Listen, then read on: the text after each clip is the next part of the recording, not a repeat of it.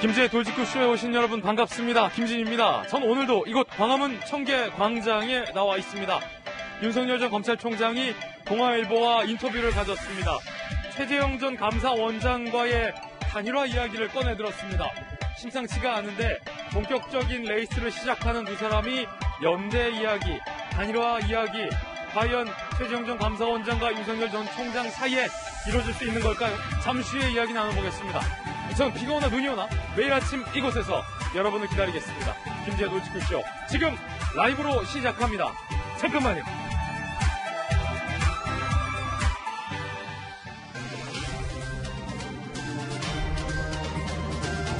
신문 읽어주는 남자입니다. 윤석열 전 총장이 MBC 취재진을 고발했습니다.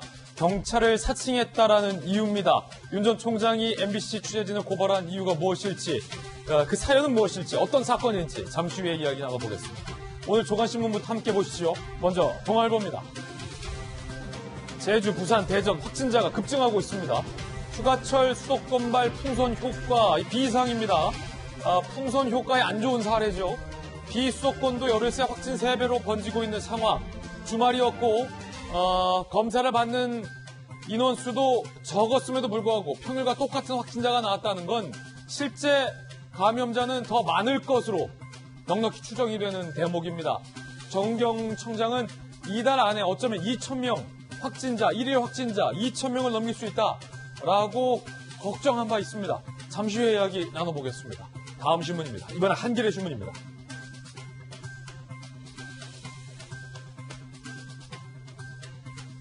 여당의 대선 주자가 6명으로 압축이 됐습니다. 추미애, 이재명, 정세균, 이낙연, 박용진, 김두관 6명으로 압축이 됐고, 이재명 지사는 과반으로 결선 투표 없이 직행을 노리고 있지만 녹록치는 않을 것이다라는 관측이 많습니다. 이낙연 전 총리의 지지세가 심상치 않다라는 안팎의 전언이 나오고 있습니다. 이대로라면 이재명 대 이낙연 결선 투표까지 가는 건 아니냐라는 관측도 나오고 있습니다. 조심스레 이낙연, 정세균의 단일화 이야기도 나오는 대목입니다. 다음 신문입니다. 이번엔 조선일보입니다. 정치 논쟁으로 번지는 서울대 청소 노동자 사망 사건. 안타까운 사건을 두고 왜 정치 논쟁이 불거진 걸까요? 민노총에 이어 이재명 지사까지 가세했습니다. 이 지사가 서울대를 찾아가서 유족을 만난 건데 서울대 측은 갑질 프레임을 씌우지 말라며 반발하고 있습니다. 그 청소 노동자의 관리자도 또 하나의 피해자라는 게 서울대의 주장입니다. 다음 신문입니다. 이번엔 한국일보입니다. 여가부 폐지론에 이어서 이번엔 이준석 대표가 통일부 폐지론을 띄웠습니다. 정치권 내에서도 논란인데 이인영 통일부 장관과 이준석 대표가 연일 치열한 설전을 벌이고 있습니다. 이 대표는 왜 통일부를 폐지하자고 한 걸까요? 이인영 통일부 장관은 이준석 대표와 어떤 설전을 벌이고 있는 걸까요? 통일부를 폐지할 것인가 말 것인가 이 논란 잠시 후 맞수 코너에서 치열하게 다뤄보겠습니다. 지금까지 신문 읽어주는 남자였습니다. 월요일 아침 함께하신 전문가들 소개해드리겠습니다. 손정혜 변호사님, 바르다 박선생, 박정하 전 청와대 대변인 나왔습니다. 더마그룹의 윤태권 실장님, 한신대 김수경 교수님 나왔습니다. 어서 오세요.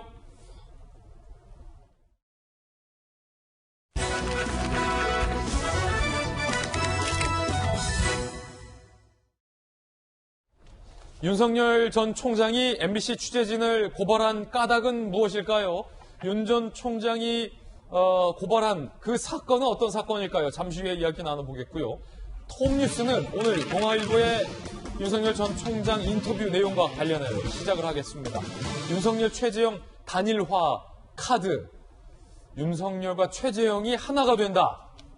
파급력이 상당할 것 같은데 그 이야기 나눠보겠습니다. 이렇게 인터뷰했습니다.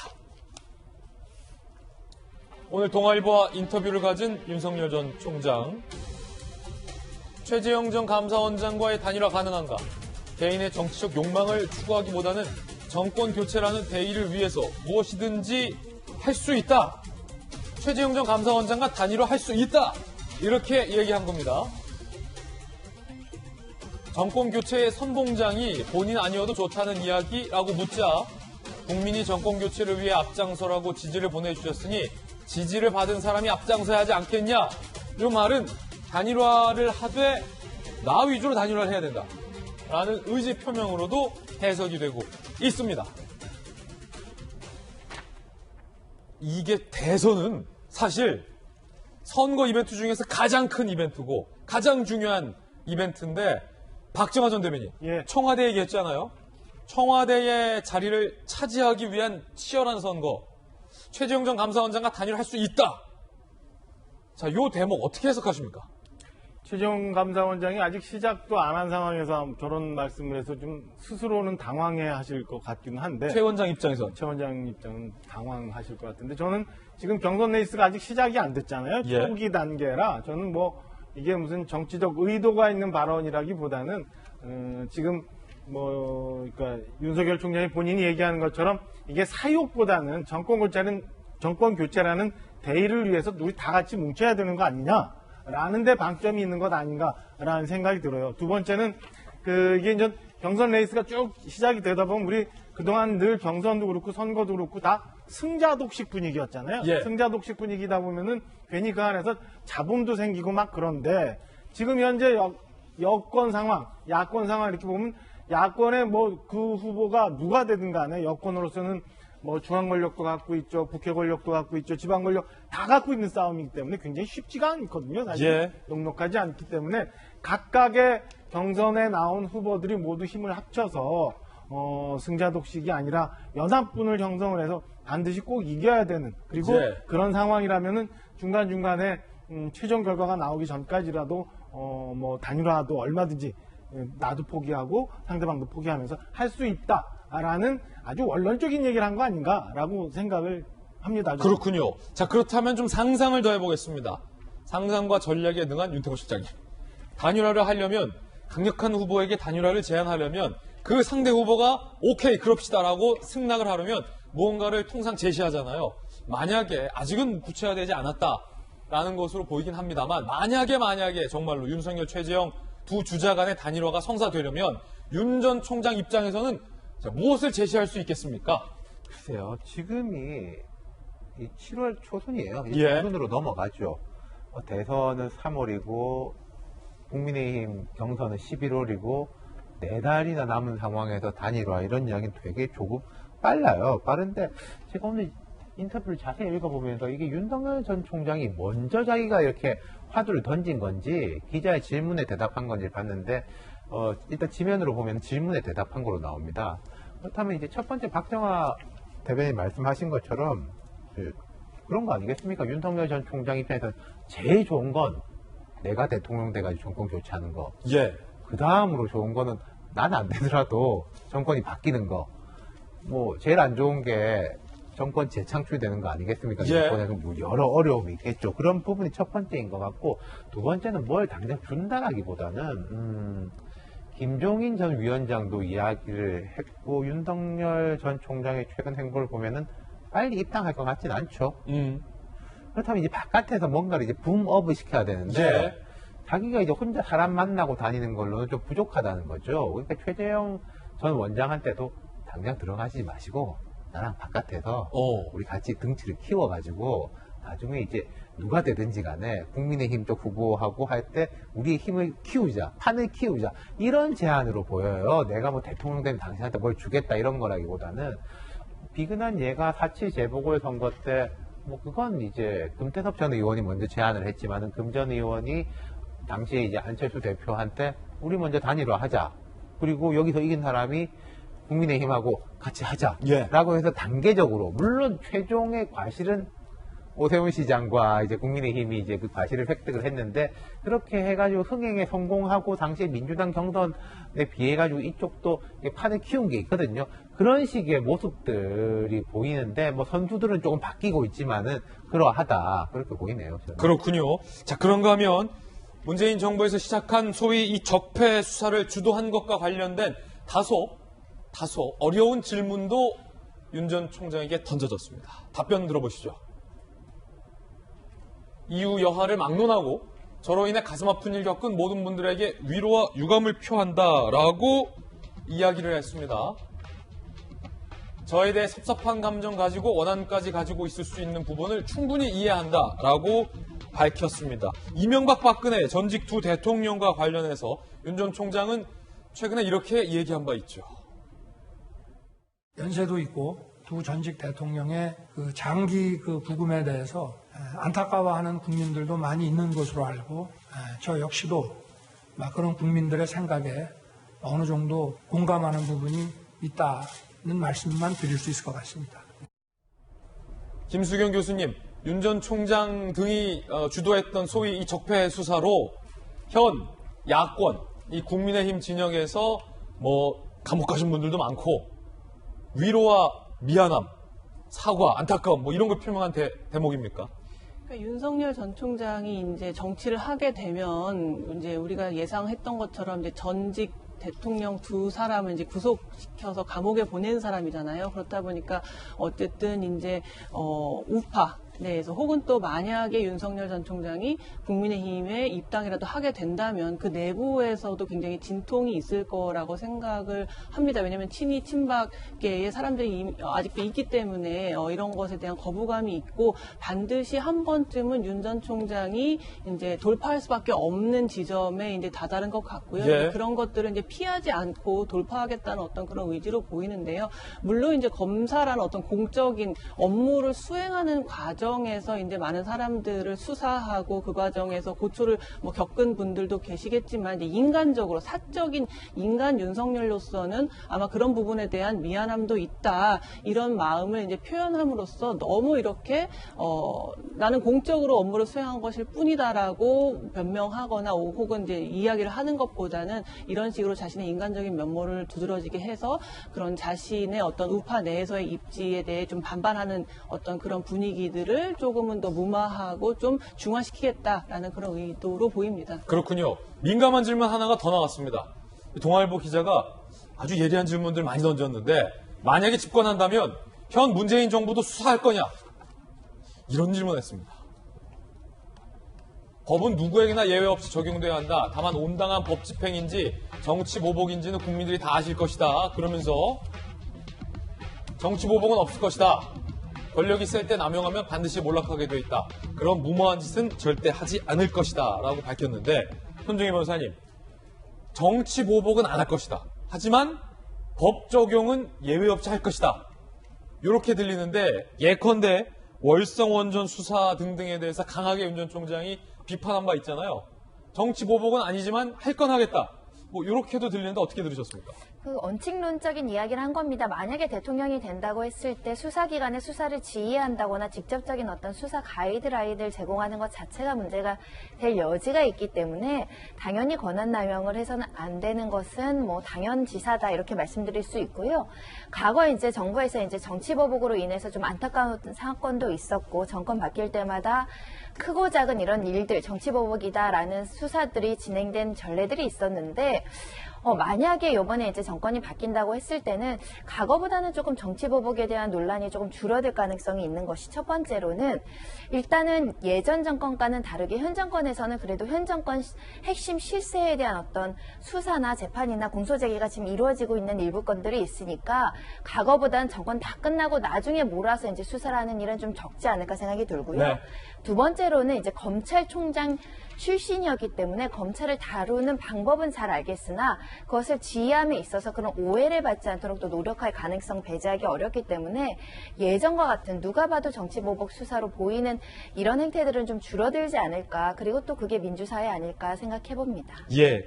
자, 그런가 하면 윤석열 전 총장이 MBC 취재진을 고발을 했습니다. 공영방송 취재진은 윤 전 총장에 의해서 왜 고발을 당했을까요? 어떤 일들이 일어났을까요? 함께 보시죠. 윤석열 전 총장의 부인 의혹을 취재한 MBC 취재진이 경찰을 사칭했다는 논란이 일었습니다. MBC 취재진 2명이 윤석열 전 총장의 부인 김건희 씨의 박사 논문 지도 교수 자택으로 알려진 파주 주소지 앞에 주차된 차량에 적힌 번호로 전화를 걸었다. 자, 여기까지 문제가 없는데요.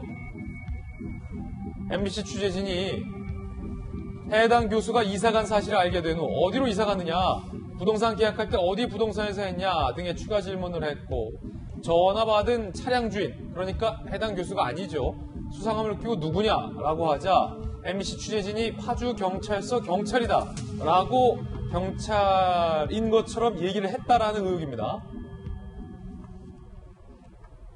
자, 이 건으로 윤 전 총장이 고발을 했다라는 겁니다. 일단 MBC에서도 사과를 했다는데 MBC의 사과 들어보시죠.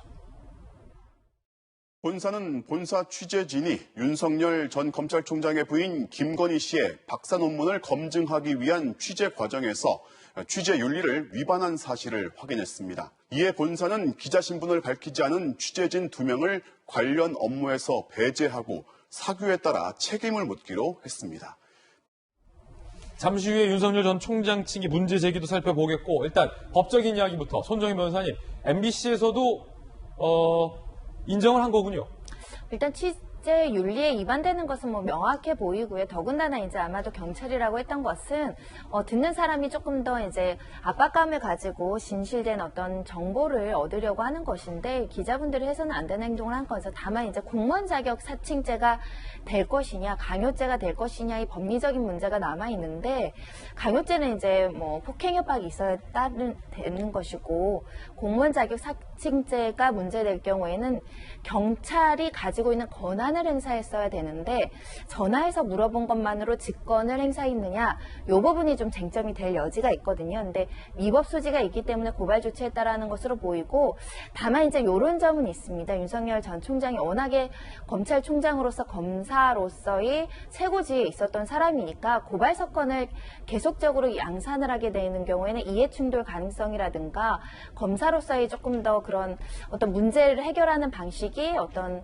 정치적인 중재안이라 이런 것들이 아니라 고발 고소가 좀 많이 있는 거 아니냐, 이런 우려도 해볼 여지가 있어서 적절하게 판단해야 될 것 같은데요. 네. 이번 사건은 아무리 취재가 중요하다고 하더라도 거짓말을 한 것이니까 MBC가 사과를 해야 되는 일은 맞죠. 예, 윤태곤 실장님이 사실은 기자 출신입니다. 청와대 출입기자도 했었어. 이 문제에 대해서 좀 잘 아실 것 같은데 어떻게 보십니까? 파주경찰서 서장 경찰입니다. 이렇게. 뭐 법적인 거야. 손정희 변호사님 말씀해 주셨으니까 뭐 하면 안 되죠. 근데 지금 이제 이런 것들이 사실은 사회부 기자들한테도 이런 게 조금 나타나긴 해요. 특히 사건 사고 취재를 한다든지 할 때 조금 무리하는 거. 그런데 또 사회적으로 볼 때 아니 뭐 나쁜 놈들 취재하려고 하다 보니까 뭐 그런 것도 있지라고 해서 이제 뭐 넘어가고 이런 것들이 이제 종종 있는데, 옛날엔 이런 걸 또 무용담처럼 이야기하기도 했는데, 문제는 지금 이제 정치적이고 대권 주자의 그렇죠. 부인과 관련한 한참 이제 민감한 상황에서의 이렇게 된 부분들에 대한 거, 거기에 대해서는 윤석열 전 총장 측도 손정희 변호사님 말씀하신 것처럼 이게 이제 검찰총장까지 한 사람이 자꾸 고소고발 이런 거 한다는 게 보기 좋지는 않을 텐데 라는 거 하고, 또 하나는 엄청나게 말하자면은 뭐 압박성 이런 취재가 들어올 텐데, 여기서 한번 끊지 않아 놓으면은 계속 이런 식의 무리한 취재가 들어올 수밖에 없다. 아마 캠프 내에서 그런 거 가지고 논쟁도 세게 벌어지고 그럴 거예요. 그러니까 앞으로는 뭐 검증은 뭐 하나만 한 이야기지만은, 검증은 철저히 해야 되지만은 과하게 무리해서는 안 된다. 이건 뭐 어느 쪽 할 것 없이 다 통하는 이야기죠. 그래서 아마 MBC뿐만 아니라 다른 언론사들도 조금 이렇게 몸가짐을 다시 하는 계기가 되지 않을까 싶습니다. 이게 윤 전 총장에서는 사안을 좀 더 크게 보는 것 같습니다. 상대는 공영방송 취재진이 야권의 대선 후보자의 부인 의혹을 취재하기 위해서 경찰을 사칭했다라는 건 윤 전 총장은 어떻게 보고 있을까요? 자, 책임자 강요죄, 성명불상의 지시, 공무원 자격 사칭죄 혐의로 서초경찰서에 형사고발했습니다. 윤 전 총장 측의 생각은 이겁니다. 불법 취재까지 동원한 정치적 편향성이 드러났으므로 현장 취재진의 단독행위가 아닐 가능성이 크다. 그러니까 사회부 기자 2명이 그저 단독행위를 했을까? 아닐 것이다. 윤 전 총장은 이렇게 의심하고 있고요. 하지만 MBC 측은 취재윤리 위반이다. 정치적 의도 주장은 받아들일 수 없다라고 반박을 하고 있는 그런 상황인데, 청와대에 계셨잖아요. 박정하 전 대변인께서는 양측의 입장이 첨예한데 어떻게 보십니까? 일단은 뭐 MBC가 사과 방송을 했습니다만 좀 전에 우리 윤태웅 실장님 말씀 주신 것처럼 지금 현장에서 취재 열기가 과열되다 보면 저기 어떤 일들이 생길지 몰라요. 그리고 그 일상적인 우리가 알고 있는 언론 말고 뭐 유튜브 방송도 굉장히 많다 보면은 과열되다 보면 저런 일들이 생길 수 있는데 윤석열 전 총장 측 입장에서는 제가 볼 때는 당연히 이게 초기에 앞으로는 더 이상 이런 일들이 좀 빈번하지 않게끔 정리를 좀 해놓는 게 좋겠다라는 생각을 했을 수도 있다고 봐요. 저게 뭐냐면은 지난주에 한참 시끄러웠었던 부인 김건희 씨 논문 관련해서 박사 논문 심사를 했던 교수님 댁을 찾아간 거 아니에요? 네. 그러니까 그 앞으로 뭐 이런저런 의혹이 나올 때마다 저런 식의 과열된 취재가 있을 수 있는데 저는 뭐 이게 현장에서 취재 윤리를 벗어나는 일들이 빈번해진다면 저 피해는 고스란히 뭐 윤 전 총장뿐만 아니라 지금 대권 레이스를 하는 모든 후보들이 다 문제가 될 수 있는 사안이기 때문에 저는 이참에 한번 우리 사회 전반적으로 한번 좀 검토를 해봐야 될 필요가 있다고 보여지고요.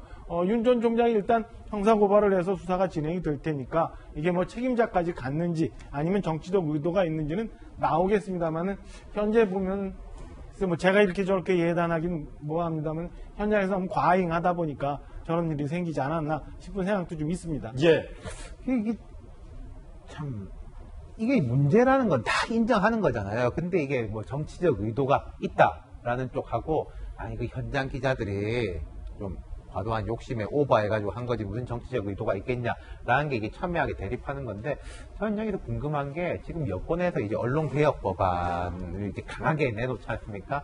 최근에 이제 조국 전 장관에 대한 그 뭐죠? 그래픽 같은 거 이런 것도 이제 뭐 강하게 처벌한다라고 하는데 이런 케이스 같은 경우에는 그러면 여권이 어떻게 생각을 할 건지 좀 궁금해요. 지금 추진하는 법하고는 어떻게 연결이 되는지 또 공영방송에서 예를 들어서 없다라고 하면 끝인지 우리가 이렇게 조사를 해보니까 취재 시스템이 다 있지 않습니까? 현장 기자가 이렇게 보고를 하고 전화로 이제 지시를 하고 보고를 받고 또 이제 안에 내부망이 있는데 그런 거를 이제 우리가 조사를 해보니까 없다라고 하는 게 MBC도 더 낫지 않을까 싶어요. 그렇군요.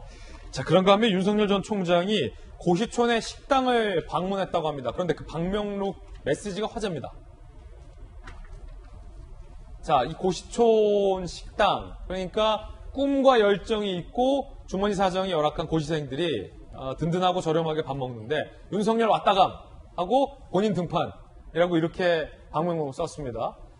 힘내세요. 여러분이 걸어가는 길이 맞습니다. 여러분이 꾸는 꿈이 맞습니다. 라고 방명록을 냈는데 김소연 교수님, 본인 등판, 윤석열 왔다감 어떻게 보십니까? 보통 이제 연예인들이나 유명인들이 어떤 뭐 식당이라던가 현장에 왔다 갔을 때 저렇게 해시태그를 달고 본인 등판이라는 표현을 하는데 이제 그러한 걸 윤석열 전 총장이 노량진의 고시촌에 있는 한 식당, 굉장히 인기 많은 식당이라고 해요. 저 식당에 가서 이제 본인 등판이라는 글을 남긴 건데. 이게 이제 약간 젊은 층들 사이에서 저 표현이 좀 유행이다 이거죠. 유행하는 SNS에서 주로 이제 많이 사용되는 이제 표현인데 이제 그동안 이제 윤석열 전 총장이 이제 구수를 해서 굉장히 고시 장수생으로 이제 가까스로 어떻게 보면 이제 사법고시를 이제 패스한 이제 경우인데 그렇다 보니까 이제 어떻게 보면 지금 고시촌에 있는 많은 사람들의 꿈과 희망일 수 있죠. 굉장히 늦게 사법고시에 합격했지만 결국 검찰총장이라는 자리까지 간 굉장히 입지전적인 어떤 인물인데 그러한 점에서 젊은이들에게 많은 꿈이 되는 것도 사실이고 또 한편으로는 지금 윤석열 전 총장의 메시지가 좀 많이 무겁거든요. 공정과 어떤 상식, 좀 굉장히 거대한 이야기들을 많이 해왔기 때문에 어떻게 보면 청년들의 입장에서는 오히려 좀 손에 와닿지 않는 그런 좀 멀리 있는 느낌이었는데 오히려 이렇게 현장을 방문해서 좀 젊은 감성으로 저렇게 이제 방명록처럼 이제 글을 남기고 하는 것이 어쩌면 젊은 층에게 굉장히 좀 더 가깝고 친숙하게 이제 가닿는 그러한 좀 행보가 아닌가 싶습니다. 그런가 하면 최재형 전 감사원장은 오늘 대선 출마에 대한 입장을 본인이 직접 밝힐 예정이라고 합니다. 대전 현충원에 방문해서 방명록에 정치 참여 결심에 대한 소회를 쓰고 기자들 질문에 직접 답하는 형식으로 대선 출마 입장 직접 밝힌다. 자, 무엇 때문에 대통령 선거에 직접 출마한다. 뭐 이런 메시지를 밝힐 것으로 보입니다. 윤 전 총장의 대안이 아닌 나 자체로 평가받고 싶다라고도 밝혔다고 합니다. 이번엔 저희가 준비한 두 번째 이슈를 소개해드리겠습니다. 조 전 장관 관련된 이슈입니다. 조국 딸 장학금의 비밀이라고 제목을 달아봤습니다. 지난 9일 조 전 장관 공판이 있었는데 딸의 장학금이 특혜였느냐 아니냐가 법정에서 공방이었습니다. 특히 검찰 측이 밝힌 조 전 장관 일가의 메시지 내용이 공개가 됐는데 함께 보시죠. 자, 공판에서 검찰 측이 밝힌 메시지 내용입니다. 검찰은 증거로서 이 내용을 밝혔고요. 2015년 12월에 첫 장학금을 받기 직전에 딸 조민 씨가 모친 정경심 교수에게 교수님들도 챙겨주고 부산대엔 특혜가 많으니 아쉽지 않다라고 메시지를 보냈다고 합니다. 장학금을 제가 받을 건데 다른 사람에게는 말하지 말라라고 입단속을 하고요. 정경심 교수도 절대 모른 척해라 라고 비밀을 강조했다라고 합니다. 그러자 아버지 조 전 장관이 노 원장이 청와대 전통주 선물 받았는지 확인해봐라 라고 메시지를 주고받았다라는 것을 검찰이 공개를 한 겁니다. 박정화 전 청와대 대변인, 네. 검찰은 이 부산대에서 성적이 매우 좋지 않았던 조국 전 장관의 딸 조민 씨에게 연속적으로 장학금을 지급한 것과 관련해서 석연치 않다라고 보고 혹시 이게 뇌물 또는 어떤 특혜성 또는 뭐 주고받는 어떤 것에 무언가가 아니냐, 그 장학금이 이렇게 의심하고 있는 것 같고 그에 대한 증거로 지금 이 메시지를 공개한 거잖아요. 이 메시지가 자 검찰이 의심하는 것과 관련해서 어떤 혐의가 있는 거죠? 일단 뭐 범죄적인 건 잘 모르겠어요. 제가 뭐 이게 뇌물이다 아니다 판단하긴 뭐합니다만 검찰에서는 이게 그 장학금을 준 것 자체가 조국 전 장관이 새 정부에서 이제 문재인 정부가 이제 탄생한 새 정부에서 중책을 맡게 될 테니까 이 노 병원장께서 뭔가의 혜택을 받기 위해서 그런 것 아니냐라고 해석을 하는 거고 변호인 측에서는 그게 아니라고 얘기를 하는데 사실은 그 보면은 지금 뭐 딸과 문자가 오고 가고 한 거, 그 다음에 정경심 교수와 이 조민 씨가 오고 가고 문자 이런 거 보면은 석연치 않은 부분들이 굉장히 많아요. 그리고 무슨 관심사병에 대한 도닥거림을 위해서 장학금을 줬다라는 것도 석연치 않고 이해하기가 쉽게 납득하기가 어려운 부분이고 굉장히 그 힘든 과정에서도 지금 의전원 공부하고 있는 학생들이 많은데 그거를 뭐 유급 성적도 좋지 않고 하는 상황에서 그렇게 계속 연속적으로 장학금을 줬다라고 하는 거는 단순히 그 조민 씨가 열심히 공부하게 하기 위한 격려 차원이다라고 보기에는 좀 다소 좀 석연치 않은 부분, 이해가 되지 않은 부분들이 저는 있다고 생각이 듭니다. 그렇군요. 그러니까 검찰이 이런 메시지를 공개한 의도는 만약에 떳떳하게 지급된 장학금이라면 왜 가족들끼리 쉬쉬하느냐라는 의도의 문제제기로 풀이된다는 게 박정화 전 대변인의 의견인데 손정희 변호사님은 어떠세요? 변호사님이시니까. 일단 특혜성이 있고 누가 봐도 좀 편파적으로 조민 씨가 교수에게 굉장히 많은 배려를 받았다는 것은 가족들 메시지에서 확인되는 것 같습니다. 그래요? 근데 다만 이제 사안의 특성이 이게 장학금이 이제 대학교 본연에서 어떤 공식적인 루트로 만들어진 장학금이 아니고 이 노 교수가 모친의 부의금으로 만든 사설 장학금, 그러니까 내가 운영하는 내가 설립 주체가 된 장학금이기 때문에 그 기준 자체, 수혜자 기준 자체가 굉장히 애매모호하고 굉장히 재량적인 부분이 많았던 장학금은 분명히 해서 이것이 그렇게 지급하는 것이 윤리적으로 학자로서 굉장히 형평에 맞느냐는 질문이 던져질 수 있지만 이게 그럼 또 범죄냐, 이건 아직도 회의적인 시각이 많습니다.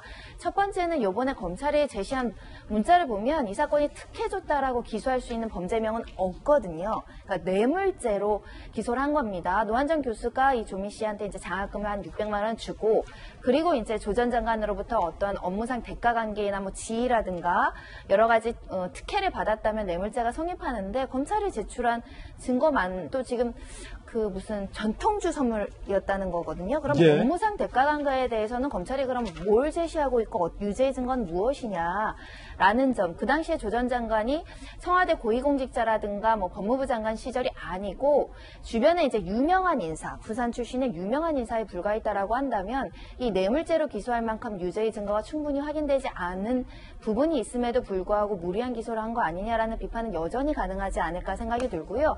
그러다 보니까 이 업무상 대가 대가관계를 입증이 부족하니까 청와대 전통주 메시지까지 찾아서 증거로 제출하는 부분이 있는데 이게 이제 윤리적으로는 특혜의 여지가 있어서 청년들에게 박탈감을 줄 여지가 있지만 이게 뇌물죄인가는 좀 법리적으로는 문제가 있다라는 생각을 해봅니다. 그렇군요. 저때 당시 장학금이 지급되던 시점에 조 전 장관이 수석이 아니었다는 거죠. 시작할 때는. 예, 그렇습니다. 그러니까 지금 노스트라다무스 이야기가 나오는 것은 내가 되게 중요한 어떤 인물이 될 줄 알고 공직자가 될 줄 알고 사전에 그럼 노 교수가 이거를 예감해서 예측해서 이것을 이런 장학금을 줬겠느냐 그런 업무상 관계는 아니었다라는 게 이제 조 전 장관 측 발언인데 이에 대해서 검찰이 유력하게 그때 장학금을 줬기 때문에 노 교수가 그러면 조 전 장관이 어떤 영향력을 행사해서 어떤 특혜를 받았다. 이 부분에 대한 그 설명이 부족한 측면이 있어서 양측에서 법정 공방 계속 그렇군요. 이어갈 것으로 보이는데 유무죄 판단은 섣불리 할 수 없지만 여전히 나온 전통주 문자 메시지만으로는 그래서 장학금 버서 그 대가관계 무엇인가에 대한 물음은 있습니다. 그런데 이제 궁금한 게 최근에 이 가짜 수산업자에게 뭐 차도 빌려 타고 그것도 뭐 지금 다 처벌이 되나 입건이 되고 있는 그런 상황이잖아요. 이 건과 그 건은 좀 다르긴 하겠습니다만 조 전 장관은 누가 보더라도 현 정부와 매우 가까운 사이였어서 만약에 검찰이 의도했던 것처럼 왜 그런 거 있잖아요. 윤태호 실장님. 이분이 잘 되고 나서 잘하기보다 잘 될 것 같은데 잘 되기 전에 잘하는 사람들도 굉장히 많잖아요. 흔히 로비를 할 때. 그러니까 그게 이제 뭐 방증들이 있었죠. 뭐 어머니 전시회를 그 양산 뭐 부산대 병원에서 뭐 했니? 그리고 노 교수가 나중에 뭐 어디에 지원을 했니? 막 이런 것들이 많았고 지금 이제 앵커가 이야기한 것처럼 그 수산업자하고 비교해 보자면은 최근에 이제 법리들은 아니 내가 이제 성의로 친해서 줬다 이런 것도 다 안 된다 이것도 불법이다 뭐 검사들도 이제 술집 가서 하고 하면은 다 처벌받고 하지 않냐라는 건데 근데 지금 이 기소는 뇌물죄라는 것은 give and take 거래관계가 입증이 돼야 된다. 그렇죠. 예를 들어서 저거를 뭐 김명란법이다 이렇게 걸어보면은 또 걸릴 가능성이 높겠지만은 뇌물죄라고 한다면은 원래도 다른 사건에 대해서도 뇌물죄에 대해서 그걸 통과하기는 상당히 어렵거든요. 그래서 정치인들도 보면은 정치자금법 위반으로 들어가는 경우들이 되게 많아요. 그래서 저건 모르겠네요. 물론 뭐 지금 저 하나뿐이 아니라 제가 생각할 땐 그래요. 지금 재판에도 많은 이야기들이 나오고 있는데 저런 부분은 말하자면 되게 조금 선정적이고 눈에 탁탁 들어오는 거지 않습니까? 그래서 오히려 이제 더 중요한 사안보다 저런 게 더 눈에 들어오니까 저걸로 봐라 이렇게 나쁘지 않냐 또 혹은 아니 이게 도덕적 비난은 받을 수 있을지언정 불법은 아닌데 검찰이 무리하게 기소했다 이런 공방이 벌어지는데 눈에 들어오기 쉬운 거 위주로 공방이 벌어지는 것 같아서 그건 조금 안타까워요. 그렇군요. 그러니까 두 분의 의견 들어보고 특히 손정혜 변호사님 말씀 듣다 보니까 저 문자 메시지 갖고 뇌물죄로 유죄를 이끌어내기는 좀 쉽지 않을 것 같다. 뭔가 더 있어야 될 것 같다라는 어떤 법적인 이야기 듣고 있는데 김수경 교수님이 공부 오래 했잖아요. 외국에서도 학위도 받아오시고. 자, 그러면 왜 장학금을 이 가족은 비밀로 했은 걸까요? 그 부분이 좀 충분치 않아요? 그 부분을 얼마나 잘 설명하는지가 관건일 것 같긴 한데요. 이순신 장군은 나의 죽음을 저에게 알리지 말라라고 했을 때 이유가 있는데 나의 장학금을 왜 다른 사람에게 말하지 말라라고 했을까요? 그러니까 이제 장학금이라는 게 사실 크게 두 가지예요. 이게 성적이 좋은 사람한테 주는 거거나 아니면 경제적 형편이 안 좋은 사람한테 주는 거거나 그 이외의 이유는 사실 거의 본 적이 없거든요. 그런데 조민 씨는 사실 그 두 개의 어느 경우에도 속하지가 않죠. 성적이 굉장히 안 좋았다고 알려져 있고 또 집안 형편이 뭐 좋은 편이죠. 그렇다 보니까 도대체 이 장학금이 무슨 기준으로 주어졌느냐 혹은 또 조민 씨를 주기 전에도 이제 이 장학금이 다른 학생들에게 주어지곤 했었는데 그때도 유급 위기에 처한 유급된 학생들을 격려하는 차원에서 과연 주어졌는지 그게 의문이고요. 또 한 가지는 사실 이 장학금이라는 게 아까 그 변호사님 말씀하신 것처럼 어떤 공식적인 어떤 그런 그러니까 이 노한중 부산대 이제 병원장의 모친이 돌아가실 때 거쳐진 이제 조의금을 어떻게 이제 장학금으로 만들어가지고 이제 학생들에게 주는 이런 장학금의 성격인데 그렇다 보니까 주는 사람 마음인 거고 그렇기 때문에 오히려 이건 뇌물죄에 성립할 수도 있다고 봐요. 왜냐하면 이게 어떤 엄정한 객관적인 기준을 통해서 항상 매년 주어지던 장학금이 아니라 그냥 주는 사람 마음대로 결정할 수 있었기 때문에 외피는 장학금이지만 뇌물성이 있지 않을까라고 검찰은 충분히 판단을 할 수 있는 것 같고요. 이제 아까 말씀하신 것처럼 보험성이라고 하죠. 이제 보험이라는 건 언제 드나요? 우리가 이제 어떻게 될지는 모르지만 혹시 어떤 경우가 됐을 때 이제 그 혜택을 보기 위해서 드는 게 보험이잖아요. 그러니까 보험성으로 어쨌든 유력한 인사고 뭐 혹시라도 정권이 바뀌게 됐을 때 이제 힘을 써줄 수 있는 사람일 수도 있기 때문에 보험성으로 이제 이러한 특혜들을 줬을 수도 있다는 것이 검찰의 판단인 것 같아요. 근데 제가 좀 안타까운 것은 이제 뇌물죄 같은 경우는 물론 이 대가성의 입증이 굉장히 까다롭기 때문에 법적으로는 무죄가 나올 수도 있다고 생각이 듭니다만 어쨌든 이 상식적으로 이해가 되지 않는 부분이 굉장히 많잖아요. 그렇기 때문에 이제 법적으로는 문제가 없지만 굉장히 석연치 않은 구석이 많은 것. 이런 것들을 법적으로만 잘 피해서 무죄를 받는 걸 우리가 보통 법꾸라지라고 하잖아요. 법꾸라지.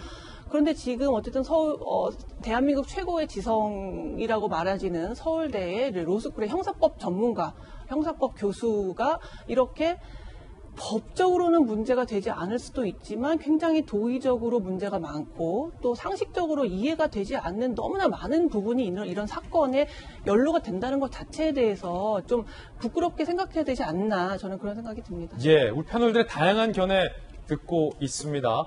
이에 대해서 조 전 장관 측은 검찰이 상상이 지나치다며 검찰이 노스트라다무스냐, 내가 민정수석 되기도 전에 처음 지급되는데 그걸 어떻게 알고 줬겠냐 라고 반박하고 있다는 대목도 함께 소개해드리겠습니다. 조민 씨의 성적이 어땠는지, 요게 이 장학금이 왜 석연치 않다라고 검찰이 주장하는지와 맞물려 있습니다. 6학기 연속 의전원 장학금을 수령한 건데 조민 씨가 부산대 의전원 재학 당시 조 전 장관이 보통 아버지가 시험 잘 봤니라고 물어보지 않습니까? 시험이 많이 망했니? 일단 시험이 많이 망했냐라고 묻습니다. 그러자 딸이 항상 망했는데 그걸 또 왜 물어보냐? 항상 망했다라고 답변을 했다라는 게 검찰이 공개한 증거인데 이 대목이 모르겠어요. 잠시 후에 다시 한번 좀 띄워주시고요. 노환중 원장이 A 교수에게 조민이 시험을 얼마나 못 봤냐라고 묻자 A 교수가 어떤 두 과목은 거의 꼴찌다 라고 둘이 이런 메시지를 주고받았다, 대화를 주고받았다라는 것도 검찰이 공개를 했습니다. 다시 앞장으로 돌아갈 수 있을까요? 감사합니다. 요 대목이 글쎄요, 검찰이 이제 여러 가지 전체 텍스트 중에서, 컨텍스트 중에서 요 한 대목만을 발췌했기 때문에 어떤 맥락에서 이런 대화가 주고받았는지는 조금은 두고 봐야 정확히 알 수 있을 것 같은데, 박정환 대변인님, 네. 아마도 이제 조민 씨가 딸이 시험 너무 어렵고 저 못 봤다라고 하니까 아버지 입장에서 걱정이 되니까 야, 시험이 좀 많이 망했니? 라고 이제 좀 위로 차원에서 물어본 걸 수도 있고, 그러자 이제 딸이 출출대는 아빠, 뭐 항상 망했어 라는 대목으로도 볼 수 있는 건데, 항상 망하는 사람에게 왜 장학금을 주냐? 검찰은 여기에 방점을 찍은 거죠? 그렇죠. 거기다가 우리 이거 말고 다른 거 봤습니다만 노환중 의료원장이 A 교수한테 물어보잖아요. 그러니까 성적이 어떻게 되느냐 그랬더니 두 과목은 거의 꼴찌다. 뭐 이렇게 얘기를 하는데, 사실은 그 장학금 관련해서 그러니까 이 노환중 교수 쪽에서 주장하는 것처럼 장학금 관련해서 지급 기준이나 뭐 지급 결정이나 이거 다 내가 하는 거다라고 한다면 굳이 뭐 A 교수한테 성적 같은 거 안 물어봐도 되는 거 아니에요? 그리고 제가 볼 때는 굳이 물어보고 이런 상황인데 어떻게 줘야지라고 본인도 한번 스스로 한번 돌아봤던 것 아닌가, 저는 개인적으로 그런 해석을 좀 하고 싶어요. 그래서 이게 성적이 굉장히 안 좋은 상황임에도 불구하고 장학금을 어떤 이유인지 모르지만 주려고 했었던 거 아닌가라는 생각이 들고, 지금 뭐 저희가 법적 얘기 쭉 하고는 있습니다만은 나중에 또 얘기가 할 기회가 있을지 모르지만 저는 조국 교수가 이 건에 대해서, 그러니까 장학금, 일반적인 장학금에 대해서 그 전에 했던 얘기를 좀 보는 게 얘기가 해석이 될 것 같아요. 사실은 그 전에 13년도 보면은 본인이 이렇게 얘기를 해요. 윤병세 외교장관 대학생 딸 장학금 관련해서 가계곤란 장학금을 5번이나 받았다고? 이건 정말 아니다. 라고 얘기를 하고, 교수 월급 받는 나는 사립대 다니는 딸에게 장학생 신청하지 말라고 했는데, 뭐 이런 얘기.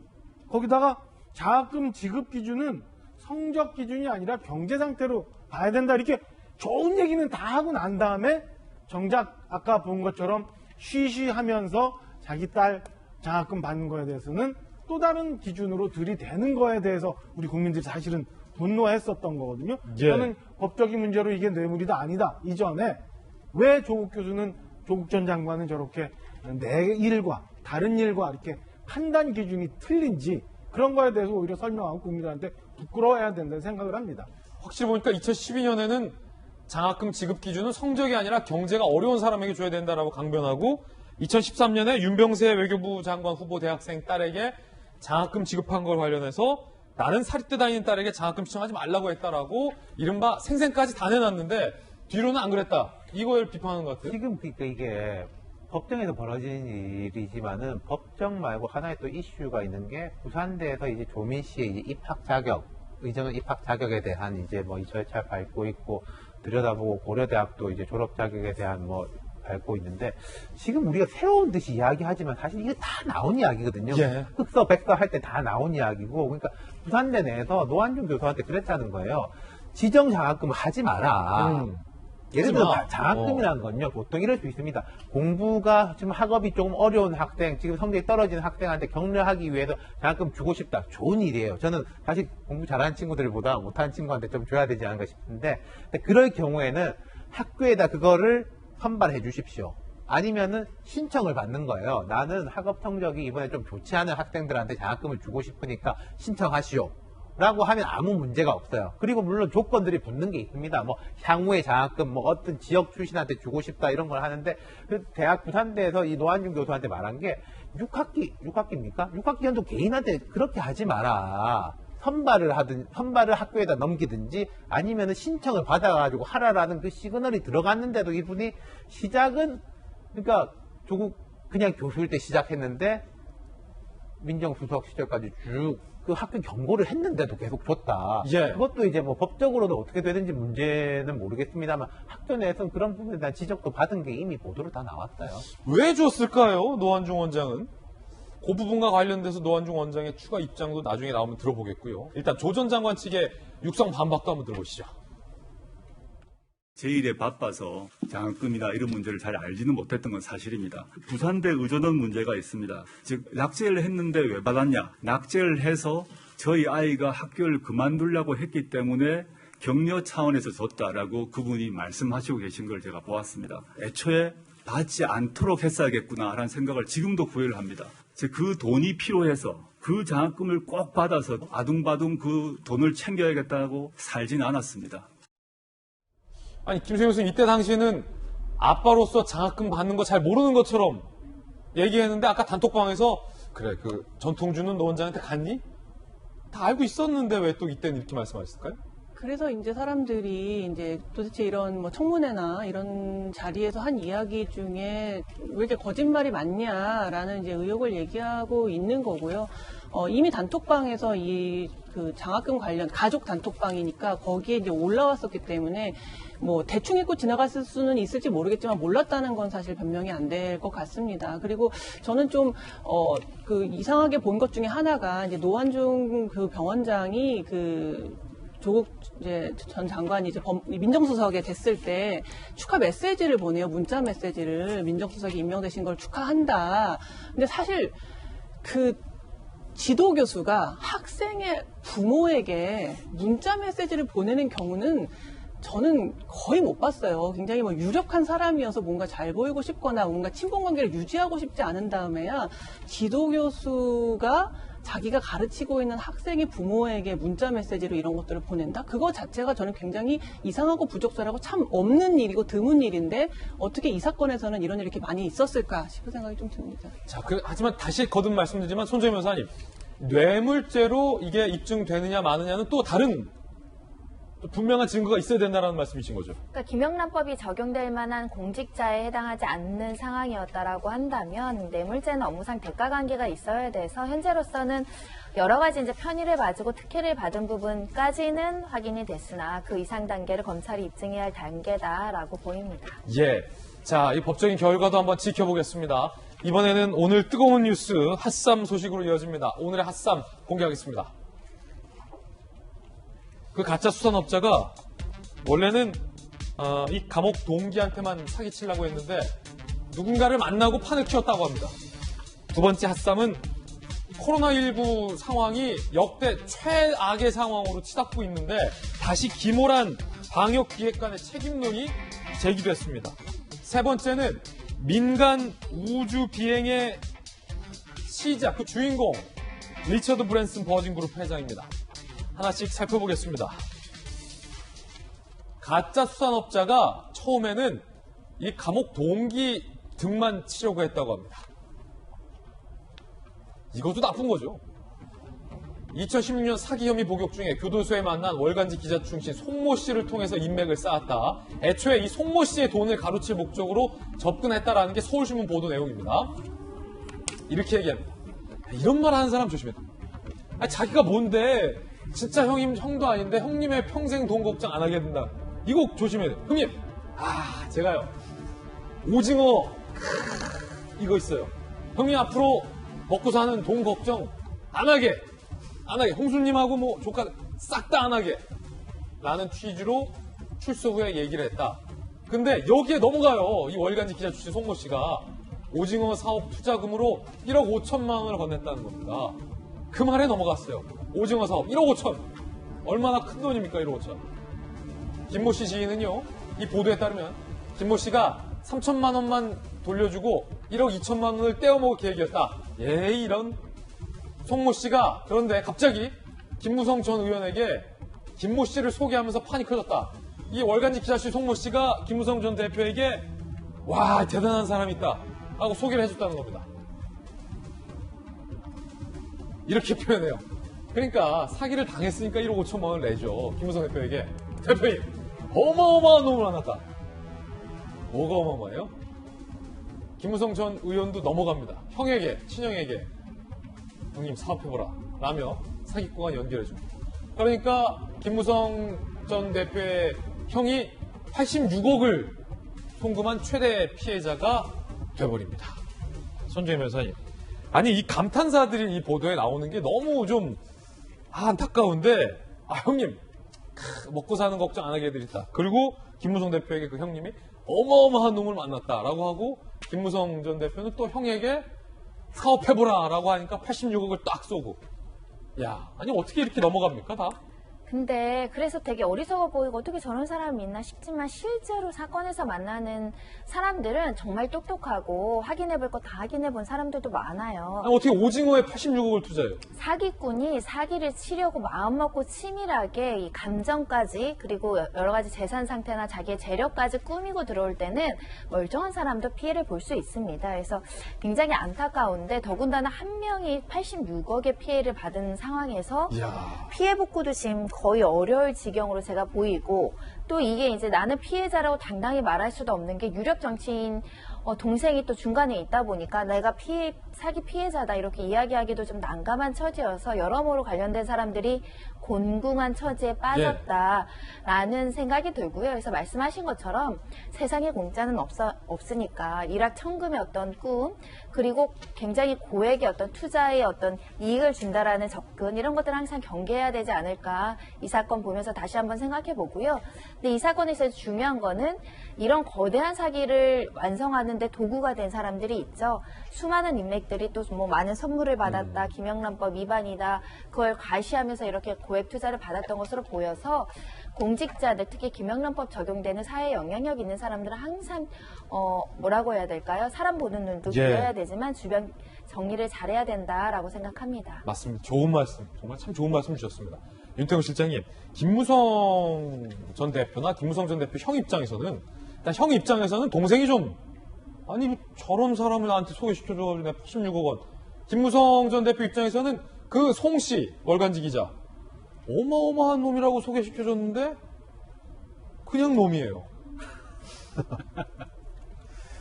참 뭐라고 할 말이 없죠. 그러니까 다 피해자들이잖아요, 뒤에 보면 사실은. 이게 뭐 많이 나오지 않습니까? 특검, 뭐 국정원장, 뭐 전현직 의원, 뭐 현직 의원 이렇게 나오는데 그 사람들 다 이제 기가 찰 것이고, 그리고 제가 하나 걱정되는 것은 더 피해자가 있는데 더 있는데 부끄러워가지고 부끄러워서. 뭐 그 사회적 지위나 이런 사람이 예. 있는 분이 이거 보고 아유 나도 이거 뭐 밝혀지면 돈이 문제가 아니라 내가 앞으로 이제 뭐 어떤 정치적 활동하는 데 있어가지고 정말 어렵겠다 싶어가지고 또 숨기고 있는 분이 있진 않은지. 예. 그렇다면은 지금 체포돼 있는 저 이제 김씨 가짜 수산업자는 예. 그걸 또 노려가지고 이런 걸 이제 막 이제 폭로하고 있는 건 아닌지 그런 것까지도 아쉽네요. 그러니까 이제 앞으로 경찰, 검찰 철저히 조사하면서 물론 욕심 때문에 피해자, 가해자한테 뭘 받고 이런 분들은 또 그에 대한 책임을 져야 되겠지만은 정말 좀 어리석은 피해자들은 또 그분들을 좀 보호해주는 쪽으로 가야지 더 철저한 조사가 되고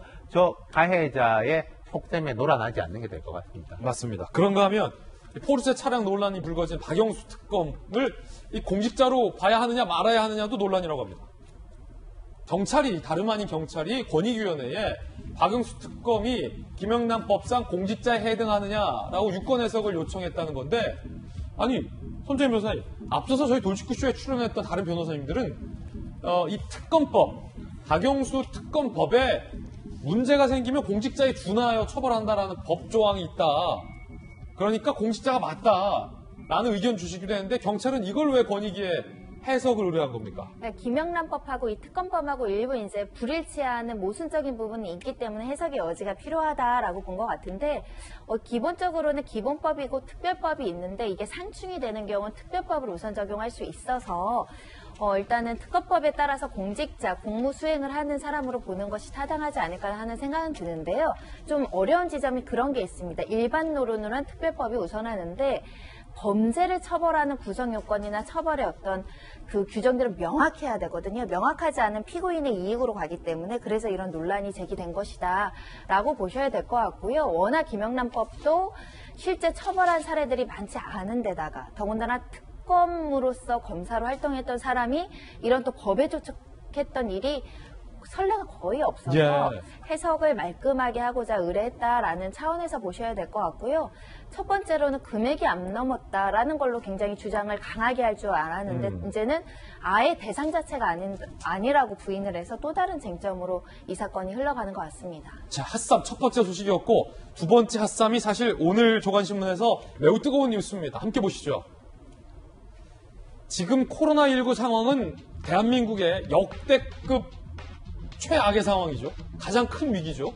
정부 스스로 인정했고 김부겸 총리 사과까지도 했는데 이 방역 실패, 청와대의 방역기획관, 김호란 방역기획관의 책임론이 다시 불거졌습니다. 야당에서는 방역기획관 임명해고 신설해서 지금까지 뭐 했냐라고 문제 삼고 있고요. 코로나19 확진자 5일 연속 1000명대 4차 대유행. 지난 4월 방역사령탑에 임명된 김호란 책임론이 대두됐고요. 김호란 방역기획관은 임명 당시부터 논란이 많았죠. 백신 두려울 필요 없다라는 발언을 해서 논란이 됐었는데 그 논란 불구하고 임명 강행한 청와대에게 야당에서는 다시 책임을 돌리는 겁니다. 이거 코드 인사를 하는 거죠. 원희룡 지사, 4차 대유행, 국민 반대하는 김호란 임명한 문 대통령 주도의 인재다. 상황이 이런데도 김호란 아무 말 없고 어디서 뭘 하는지 모르겠다. 원희룡 지사 비판했고 유승민 전 의원 문 대통령 방역 실패 사과하고 추경 다시 만들라라고 야권의 대권 주자들까지 나서서 비판을 하고 있습니다. 김호란 방역 기획관 과거의 논란의 발언들 들어보시죠. 연말까지 이게 나올 수 있을까요, 백신이? 현실적으로? 그건 어려울 것 같습니다. 한국은 지금 일단 환자 발생 수준으로 봤을 때 전 세계적으로 봤을 때 그렇게 급하지 않고 우리가 만약에 백신 접종을 시작하면 그보다 훨씬 빨리 우리는 뭐 빨리빨리 민족이니까 빨리는 할 수 있을 것 같은데 잘 보완하면 우리가 제일 빨리 끝날 것 같다. 그렇죠. 우리가 굉장히 효율적인 시스템을 갖고 있기 때문에 박정아 전 청와대 대변인 어떻게 생각하십니까? 이게 꼭 지금 코로나뿐만 아니라 다른 것도 마찬가지고 사실은 국민들이 불편해하고 힘들어하는 거에 대해서 문제가 생기면 누군가 책임을 좀 져야 되는 거 아니에요? 책임을 좀 지고 잘못됐다고 해야 되는데 지금 청와대는 왜 유독 그거에 대해서 이렇게 인색한지 잘 모르겠어요. 좀 전에 보셨던 것처럼 김호란 교수, 정은경 질병본부장이 잘 주도해서 하고 있는데도 불구하고 거기 무슨 기획관이라는 자리 만들어갖고 코드 인산이 아니니 뭐 이런 논란이 임명 당시에도 있었죠. 그 다음에 지금 상황 어려운데 백신 우리 급한 거 아니다라고 얘기하고 지금까지 있었던 방역 조치 4단계로 만들어갖고 좀 완화시킨 게 또 김호란 교수라는 거예요. 만약에 우리 청와대와 정부가 초기에 백신이 급하다라고 판단을 해서 들어왔다면 지금과는 상황이 많이 달랐을 것이다라는 게 전문가들의 중론이잖아요. 저도 그렇게 생각해요. 우리 그 작년부터 계속 얘기를 했습니다만은 다소 불편한 게 있더라도 빨리 그 방역 수칙 좀 강화하고 아니면 과거부터 계속 백신 들여와야 된다는데 백신 다 들어온다고 얘기했는데 지금 지지난주 백신 우리 못 맞춰가지고 얼마 뭐 0.1%가 1%밖에 백신 못 맞추고 계속 와서 지금 30% 1차 접종한 사람들이 30% 수준에 머물고 있잖아요. 왜 백신 없는 걸 얘기 안 하고 너무 쉽게 방역 완화 조치했다가 이렇게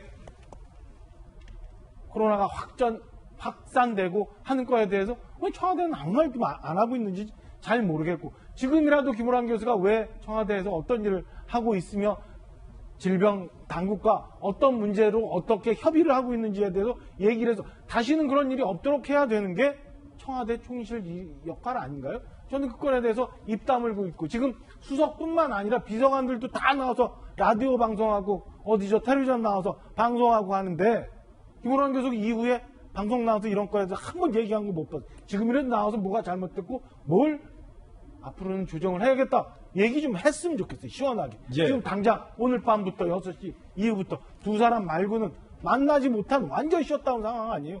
이걸 어떻게 누가 책임질 거예요. 답답해요. 예.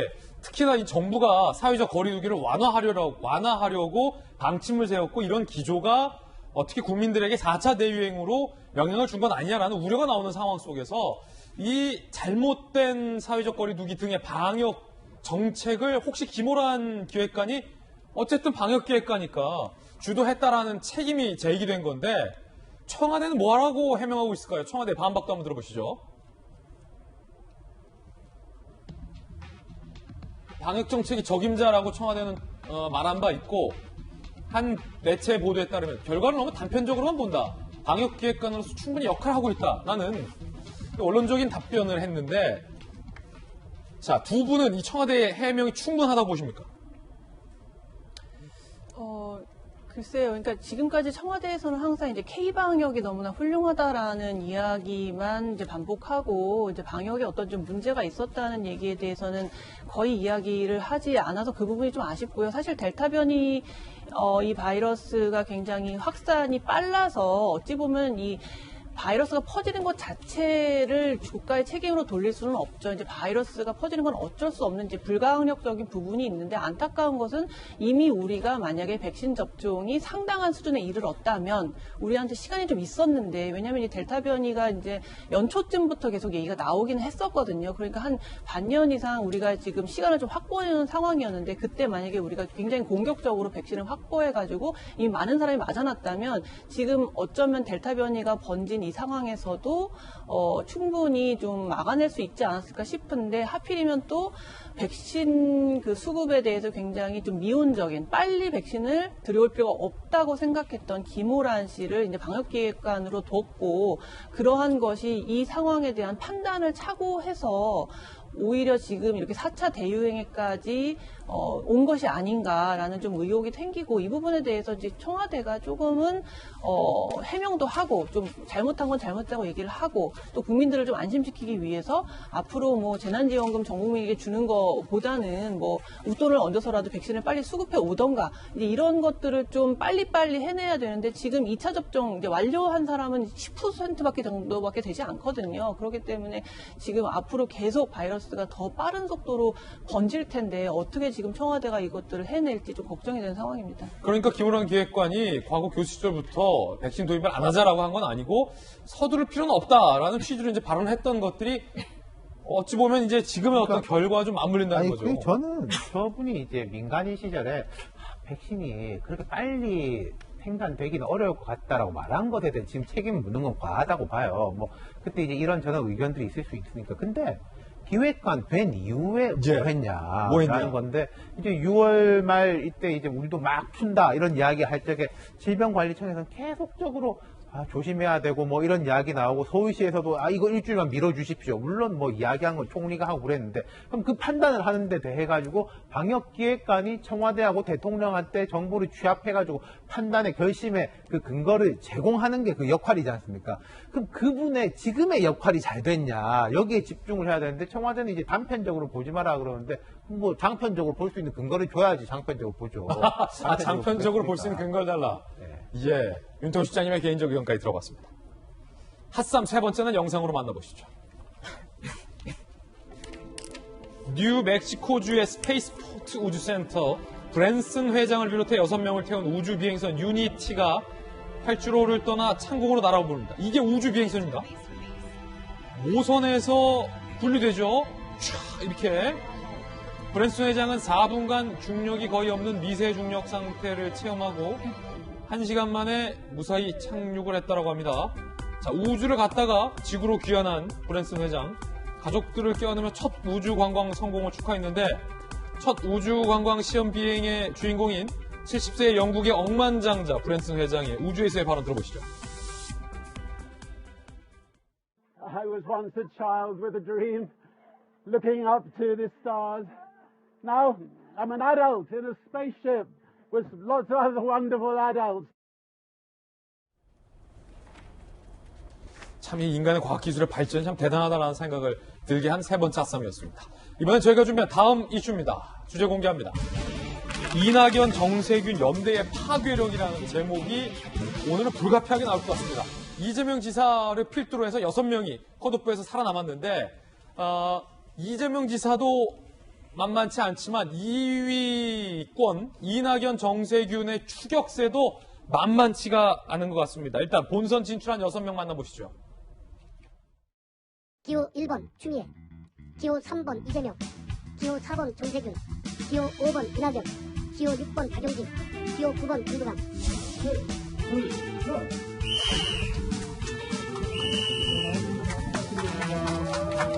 제가 다시 촛불, 다시 평화 이렇게 말씀드렸을 때 대단히 반가웠다 하시는 분들이 많았습니다. 이재명은 확장력이 있습니다. 이길 수 있는 필승 카드, 유일한 카드라고 자부합니다. 누가 본선에서 승리할 수 있는 적임자인지 잘 살펴봤습니다. 국민 개개인께 삶을 지켜드리는 그런 나라, 내 삶을 지켜주는 나라를 만들겠다는 불안과 불만 가득한 우리 청년들에게, 그래서 박용진의 도전이 하나의 희망이기를. 주인공은 제일 높게 나오는 거죠. 이번 대선의 승부처는 감히 영남이라고 생각합니다. 저 김동완이 앞장서고 최선을 다하겠습니다. 자, 그 가운데 이 지사가 셔츠를 정리하는 영상이 주말 사이에 논란이 됐습니다. 이게 왜 논란인지 영상으로 만나보시죠. 자, 이렇게 대선 주자들이 다 모여서 뭔가 준비를 하는 가운데 이 지사가 이렇게 바지춤에 손을 넣고 셔츠를 정리하는 영상이 공개가 된 건데, 이 지사 측이 자, 이렇게 문제 삼았습니다. 와이셔츠도 조심조심 정리해야 하나 봅니다. 라며 이게 악용되고 있다는 거예요. 이재명 저 X는 사람들이 볼 때나 안 볼 때나 천박하고 태도가 더럽다라고 요 영상, 셔츠를 정리하는 영상을 누군가가 퍼서 악의적으로 공격하고 있다라며 이재명 지사 측에서 반박을 하고 있는 그런 공지문 장면까지 살펴봤습니다. 전재수 의원님 나오셨습니다. 전재수 의원님, 요 영상이 주말에 논란이었는데 이 지사도 지금 발끈하고 있고, 그런데 애초에 이 영상이 올린 것은 민주당의 한 후보 측에서 올렸다라고요. 그렇죠. 저도 이제 자세한 이야기는 듣지는 못했습니다. 근데 이제 아무래도 이제 이재명 지사를 상대 후보에서 이제 공격을 할 때는 이제 좀 가볍다, 또 쓰는 단어들이 좀 거칠지 않냐, 이제 이런 이제 비판들을 많이 하지 않습니까? 그거하고 지금 저 모습하고 딱 이제 맞아 떨어지는 것이죠. 그렇기 때문에 아마 저것을 가지고 이제 공격을 하고 있는 것 같고요. 그러나 저게 이제 사실은 어느 캠프에서 어떤 과정을 거쳐서 이제 그 동영상이 찍히고 어떤 과정을 통해서 또 유포가 됐는지는 아마 당에서도 잘 모르는 것 같아요. 근데 유포시키고 찍은 이유는 있겠죠. 그래서 이제 민주당의 경선이 어떻든 좀 이 국민들 보시기에 어떤 정책이나 또는 굉장히 흥행을 끌만한 그런 요소들을 가지고서 좀 관심을 받았으면 좋겠는데 저렇게 이제 사실은 경선의 본질적 내용과 별 상관없는 저런 것들로 이제 좀 논란이 되고 또 서로 공방이 된다면은 굉장히 아쉬울 수 있을 것 같아 이제 이런 생각이 듭니다. 물론 이제 전체 경선 과정에서 여러 가지 것들이 이제 이슈화되고 그 과정에서 여러 가지 이제 후보들 사이의 차별성이라든지 이런 것들이 드러날 텐데요. 저것도 뭐 이 경선 과정의 하나로서 우리 국민들께서 보시고 판단하시면 될 것 같다 이렇게 생각을 합니다. 그렇군요. 김수경 교수님께서는 저 장면을 어떻게 보십니까? 그러니까 저 동영상 자체가 그 양승조 후보가 이제 어떤 그 경선 과정 토론회 같은 거 할 때 이제 뒷이야기 같은 걸 이제 영상으로 찍어서 자기의 유튜브 채널에 올렸는데 거기에 이제 하필 이재명 지사가 이제 셔츠 깃을 좀 정리하는 과정에서 이제 바지춤을 좀 만진 거죠. 그런데 워낙에 이제 그 경선 과정에서 바지 한번 뭐 내릴까요? 이런 이제 선정적인 이야기를 하다 보니까 그 장면이 캡처가 돼가지고 이제 어떤 사람들이 거기에 이제 마치 그 뭐 바지 그 발언을 연상시키는 굉장히 좀 뭐 저질스러운 그런 내용으로 이제 SNS 같은 거에 유포를 시킨 거예요. 그러다 보니까 이제 이재명 지사 측에서는 이제 화가 나겠죠. 아니 셔츠 좀 매무새 단정하게 하는 걸 가지고 이렇게 악의적으로 편집해서 내보내니까 화가 났을 텐데 물론 굉장히 이러한 행태들은 좀 지저분한 행태라고 생각하고 하지 말아야 될 것 같아요. 아무리 뭐 발언이 좀 거칠었긴 하지만 전혀 사실이 다른 식으로 이런 식으로 이제 편집하는 건 잘못인데 너무 악의적이다. 그럼에도 불구하고 애초에 바지 발언을 하지 않았다면 저런 식의 캡처가 뜰 일 자체가 없었을 텐데 앞으로 이제 경선 이제 하고 또 이제 대선 과정에서 계속해서 이런 식의 좀 즉흥적이고 좀 거친 발언들이 계속된다면 그거에 이제 파급되어서 여러 가지 소위 말하는 짤이라고 하죠. 짤 같은 게 만들어지고 악의적으로 편집된 사진 같은 것들이 유포될 가능성이 높기 때문에 그 리스크 관리를 얼마나 잘 하느냐 이재명 지사가 그것이 앞으로의 그 행보와 이제 지지도를 만들어내는데 결정적인 영향을 줄 것 같다는 생각이 듭니다. 그런가 하면 윤석열 전 총장의 이제 부인 의혹을 검증하는 것이 옳으냐 그르냐를 두고 이재명 지사와 이낙연 전 총리 간에 맞붙었습니다. 들어보시죠. 후보의 가족도 독립된 인격체인데 아주 철저하게 엄정하게 검증을 하는 게 맞겠지만 결혼하기 전에 있었던 일을 그 결혼한 후에 남편이 책임을 지게 하면 그거는 좀 심하지 않나. 결혼 후에까지 이어져서 본인이 책임질 만한 뭐 그런 상황들이 의혹이 제기되면 그 점이야 철저하게 검증해야 되겠죠. 대통령의 가족도 국가의 얼굴입니다. 따라서 대통령이 될 본인뿐만 아니라 대통령 후보의 가족에 대해서도 위법 여부와 도덕성은 철저하게 검증할 필요가 있다라고 생각합니다. 자, 이재명 지사의 발언에 대해서 이낙연 전 총리가 반박한 건데 이낙연 캠프 측은 윤석열, 소위 윤석열 편을 든 이 지사 이 발언에 대해서 이렇게 공격했습니다. 해경군 김치건과 본인 논문 표절건으로 불똥 튈까 우려하는 건 아닐까라며 이낙연 캠프 측이 이 지사를 공격합니다. 영부인에게 인력과 예산 지원됐는데 이건 이 지사의 무슨 오지랖이냐. 김건희 씨는 든든한 호위무사 생겨서 좋겠다라고 비판을 한 대목인데 전재수 의원님 이 대목은 어떻게 보십니까?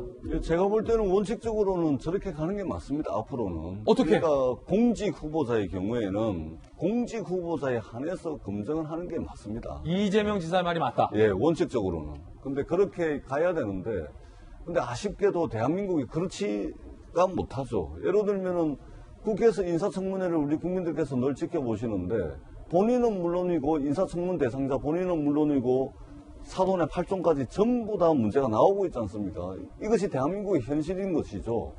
자, 그렇다면 장관 후보자의 부인은 국가 예산이나 또는 인력이나 그 해당 부처에 직제가 없습니다. 그럼에도 불구하고 인사청문회를 할 때 검증의 대상이 되고 있는 것이거든요. 더더구나 대통령의 영부인이 될 부분에 대해서 결혼하기 전의 일이다.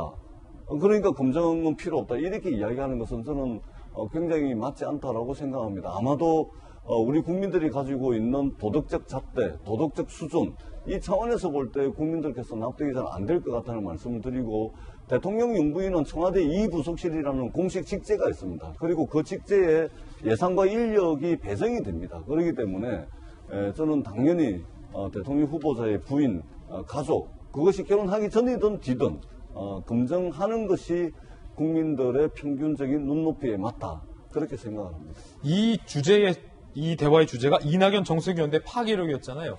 윤태원 시장님, 이낙연 캠프 측에서는 컷오프 이후에 무조건 결선 투표를 가야겠다라는 걸 목표로 두고 있는 것 같아요. 그러니까 지금 이 기세를 올리는 거죠. 이재명 후보의 이제 흔들리고 타격을 입은 건 분명해 보입니다.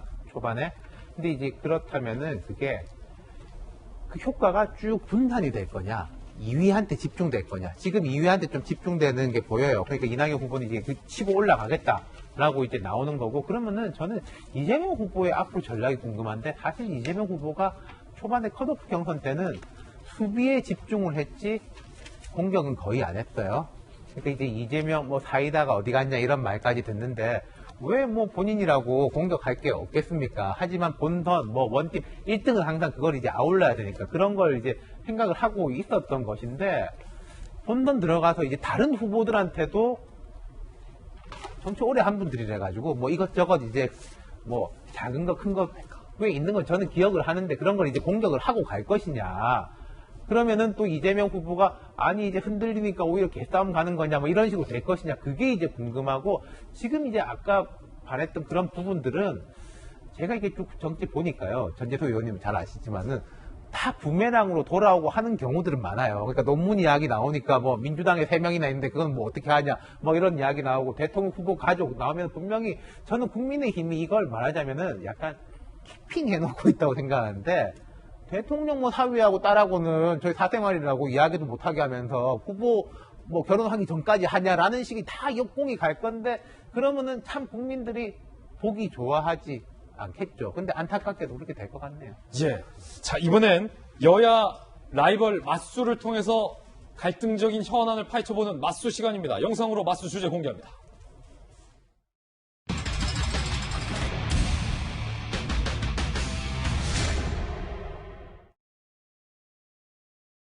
여가부나 아니면 통일부 이런 것들은 없애고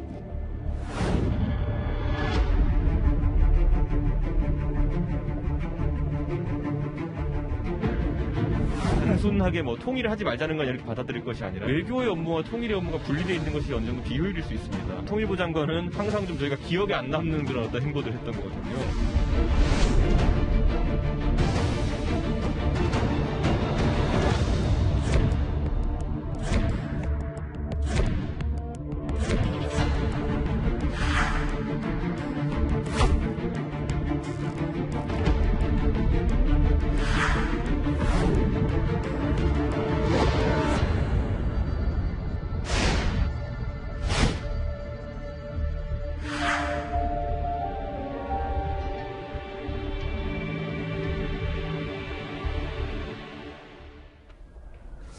통일부 폐지론, 일단 이양수 의원님 그리고 전재수 의원님 두 분 오늘 맞수 모셨습니다. 의견 들어보도록 하겠습니다. 이양수 의원님, 네. 이준석 대표는 왜 통일부를 폐지하자고 하는 겁니까? 사실 이준석 당대표의 통일부 폐지론이 나오자마자 민주당이라든가 또 일부 언론에서 드디어 왔다. 올 것이 왔구나. 기다리고 있었다. 이제 이런 반응이 나오는 것 같아요.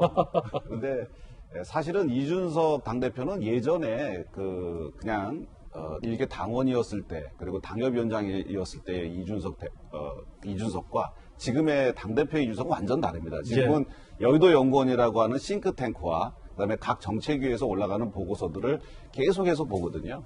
그래서 저는 이거 굉장히 전략적으로 한 얘기라고 봐요. 우리 당이 그동안 꼰대당이었습니다. 그런데 이준석 당대표가 되면서 민주당이 꼰대당이 돼버렸고요. 그다음에 오거돈 시장과 박원순 시장에 의해서 우리 당이 어떻게 보면은 젠더 이슈에는 민주당이 훨씬 더 강했는데, 민주당에서 계속 그런 일이 벌어지면서 오히려 우리 당이 그런 유리한 고지를 점령했었거든요.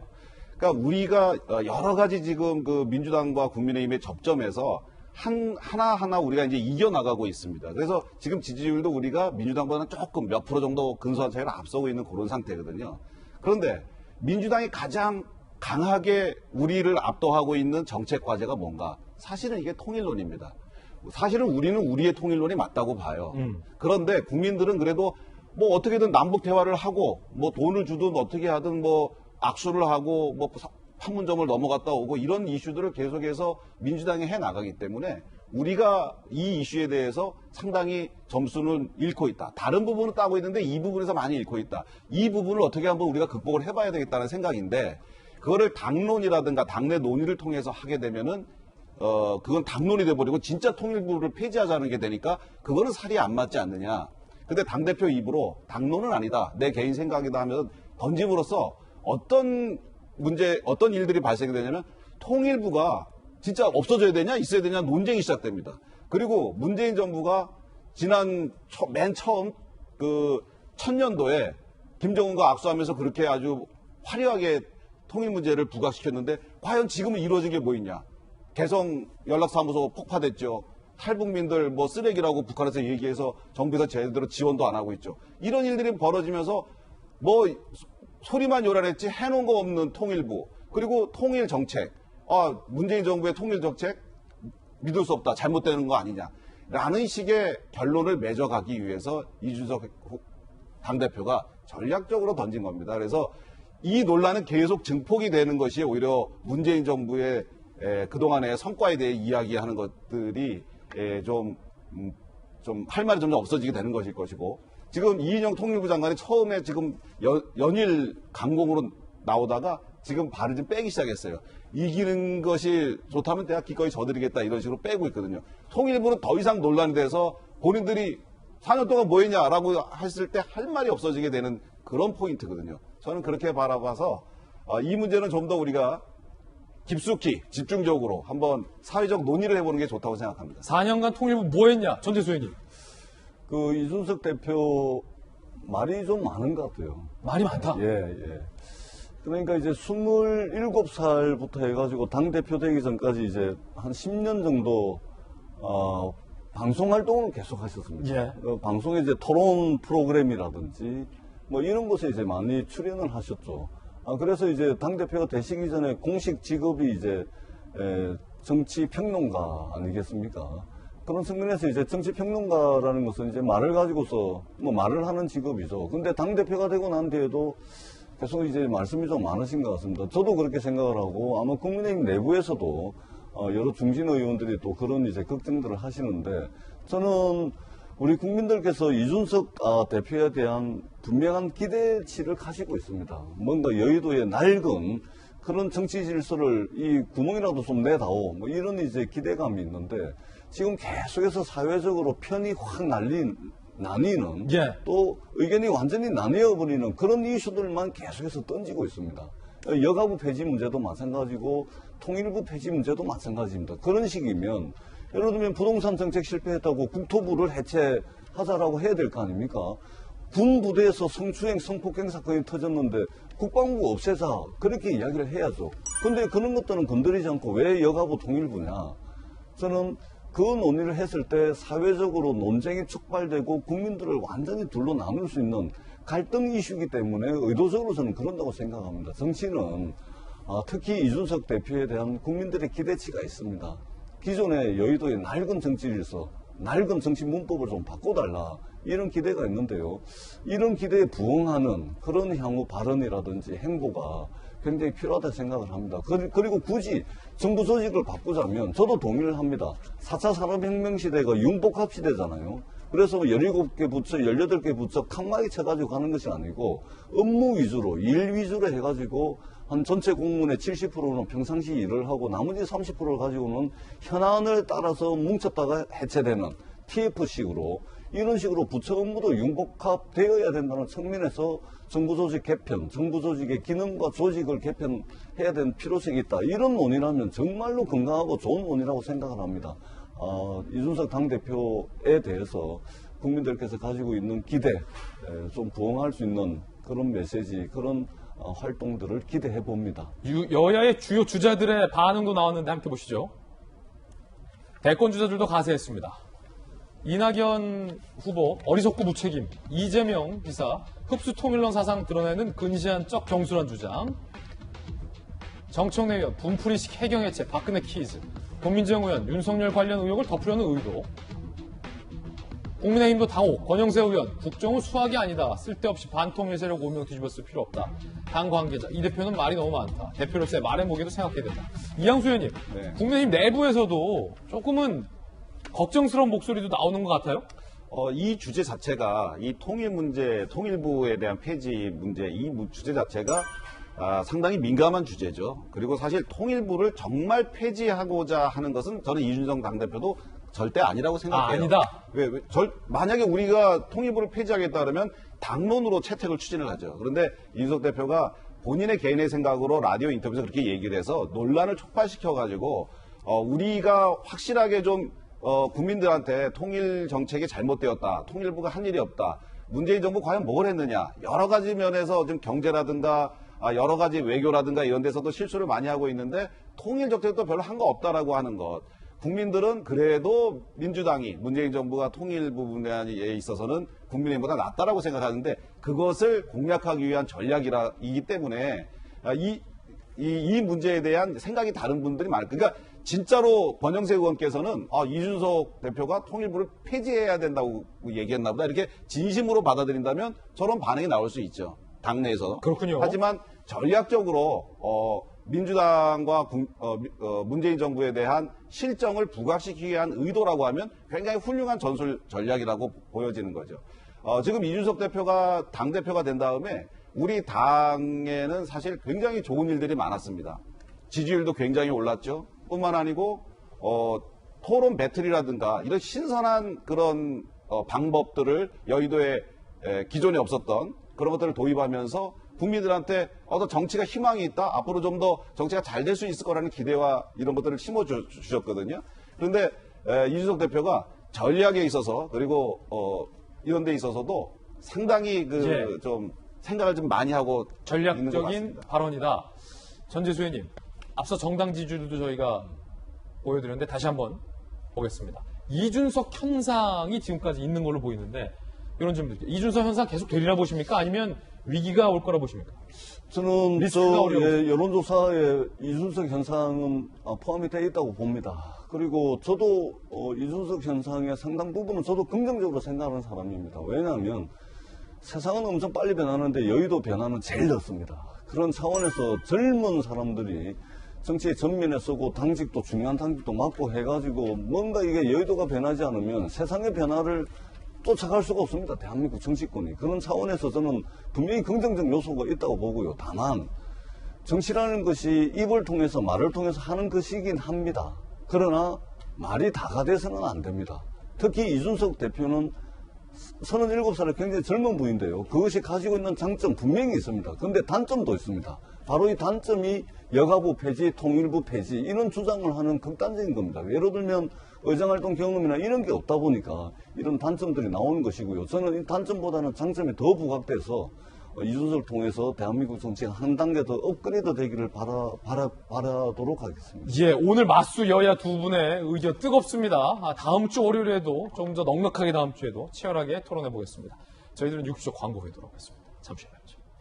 자, 월요일 아침 오늘 저희들이 준비한 소식 모두 다 전해드렸습니다. 이양수, 전재수 두 분 의원 모시고 맞수도 오늘 선보였습니다. 다음 주 월요일에도 더 치열한 주제에 맞수 기대해 주시기 바라겠고요. 저희들은 내일 아침 8시 50분에 더욱더 풍성한 소식 들고 인사드리겠습니다. 오늘 하루는 분명 어제보다 나을 겁니다. 좋은 하루 되십시오. 고맙습니다.